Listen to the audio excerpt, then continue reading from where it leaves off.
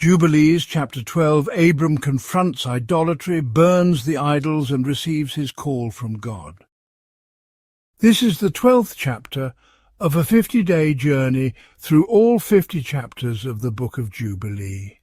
If you missed part 1, please click on the link in the area underneath this video. Here you will find the link to the playlist that has all the videos.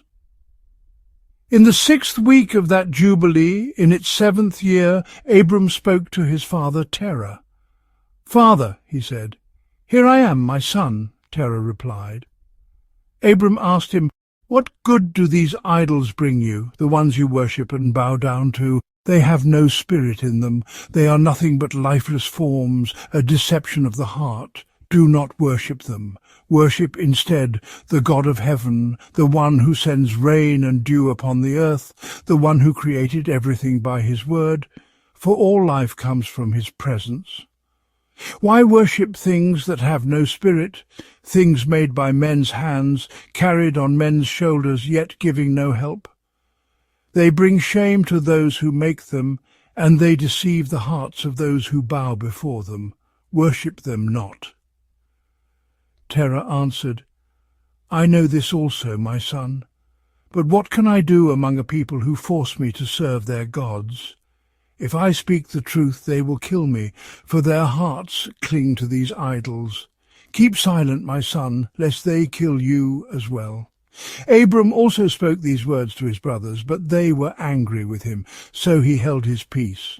In the 40th Jubilee, in the 2nd week, Abram took Sarai, the daughter of his father, to be his wife. Haran, his brother, also took a wife, and she bore him a son named Lot. Nahor, too, took a wife. When Abram was 60 years old, he rose by night and burned down the house of idols. The fire consumed everything inside, and no one knew who had done it. Men rushed to save their gods from the flames. Haran tried to rescue them, but the fire engulfed him, and he died there in Ur of the Chaldees before the eyes of his father Terah. Afterward Terah took his sons and departed from Ur of the Chaldees, journeying toward the land of Lebanon and the land of Canaan. They stopped in Haran, and Abram remained there with his father for 14 years. One night in the new moon of the 7th month, Abram sat awake to observe the stars. He wanted to know what kind of year it would be, whether rains would come, but as he watched, a word stirred in his heart. "All these signs, the stars, the moon, the sun, they're all in the hand of the Lord. Why should I search them out? If he desires, he sends rain morning and evening. If he desires, he withholds it. All things are in his hand." That night Abram prayed, "My God Most High, you alone are my God. I have chosen you and your dominion. You created all things, and all the works of the world are from your hands. Deliver me from evil spirits who rule over the hearts of men. Do not let them lead me astray from you. Establish me and my seed forever, so that we may not fall into error."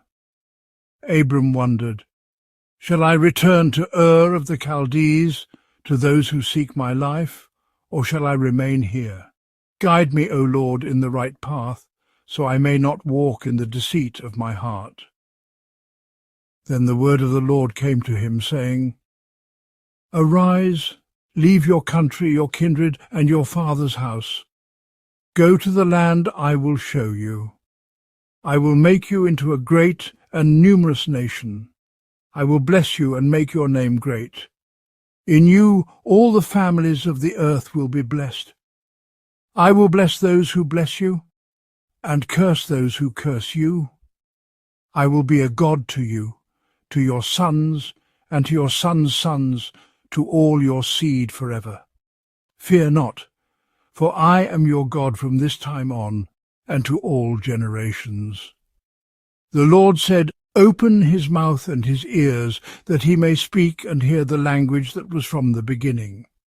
For since the Tower of Babel, the holy tongue had ceased from the children of men.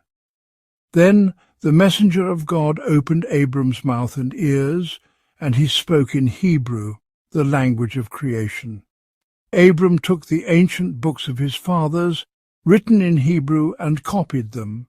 With the help of the angel, he studied them through the rainy season, learning what had been hidden from him. In the 7th year of that week, Abram told his father that he would go to see the land of Canaan.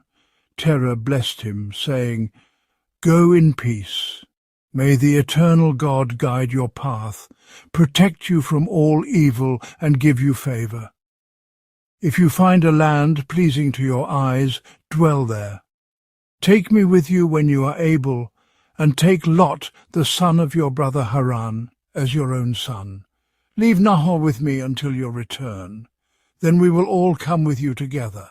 Jubilees, chapter 13, Abram in Canaan and Egypt, and his separation from Lot. Abram departed from Haran with Sarai his wife and Lot, the son of his brother Haran, and entered the land of Canaan. He passed through Asher and came to Shechem, where he dwelt near a lofty oak. The land was beautiful from the entrance of Hamath to that oak. The Lord appeared to Abram and said, "To you and to your seed I will give this land." Abram built an altar there and offered a burnt sacrifice to the Lord who had appeared to him. From there he moved to the mountain between Bethel to the west and Ai to the east, where he pitched his tent. He saw that the land was wide and fruitful, filled with vineyards, figs, pomegranates, oaks, terebinths, olive trees, cedars, cypresses, and date palms, with water flowing on the mountains. Abram blessed the Lord who had brought him out of Ur of the Chaldees into this good land. In the 1st year of the 7th week, on the new moon of the 1st month, Abram built an altar on that mountain and called on the eternal God, saying, "You are my God." He offered a burnt sacrifice, praying that God would be with him all the days of his life. Then Abram journeyed southward and came to Hebron, which was newly built in those days. He dwelt there for 2 years, then moved further south to Bealoth. At that time a famine struck the land. In the 3rd year of that week, Abram went down into Egypt, where he dwelt for 5 years. Pharaoh seized Sarai, Abram's wife, but the Lord struck Pharaoh and his house with plagues until he released her. Pharaoh returned Sarai to Abram and sent him away. Abram came back into Canaan to the place where he had pitched his tent before, near the altar between Bethel and Ai. There he blessed the Lord, who had brought him back in peace. In the 41st Jubilee, in the 3rd year of the 1st week, Abram returned to that place, offered a burnt sacrifice, and declared, "You, O Most High God, are my God forever." In the 4th year of that week, Lot parted from Abram and settled in Sodom, whose men were exceedingly wicked. Abram was grieved that his brother's son had left him, for he had no children of his own. That same year, when Lot was taken captive, the Lord spoke to Abram, "Lift up your eyes and look north, south, east, and west. All the land that you see I will give to you and to your seed forever. I will make your seed like the sand of the sea, beyond number. Arise, walk through the length and breadth of the land, for to your seed I give it." Abram went to Hebron and dwelt there. In that year Chedorlaomer, king of Elam, Amraphel, king of Shinar, Arioch, king of Selasar, and Turgal, king of nations, fought against Sodom. They slew the king of Gomorrah, and many fell in the valley of Siddim by the salt sea. They carried away captives from Sodom, Gomorrah, Admah, and Zeboim, including Lot and all his possessions. One who escaped came and told Abram. Abram armed the servants of his household and pursued the captors. He rescued Lot and recovered all that had been taken. From that day the Lord ordained for Abram and his descendants the law of the 10th, a tenth of all the firstfruits to the Lord. This would be given forever to the priests who serve before him.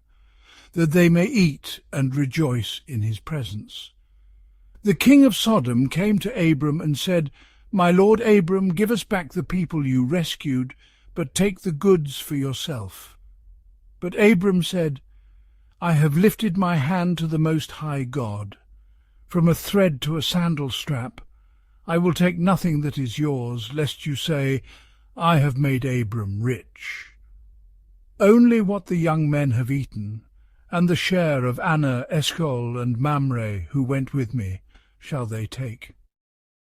This concludes chapter 12 and 13 of the Book of Jubilees. Remember to subscribe and join me tomorrow for the next chapters, as we keep walking through all 50 chapters of the Book of Jubilees.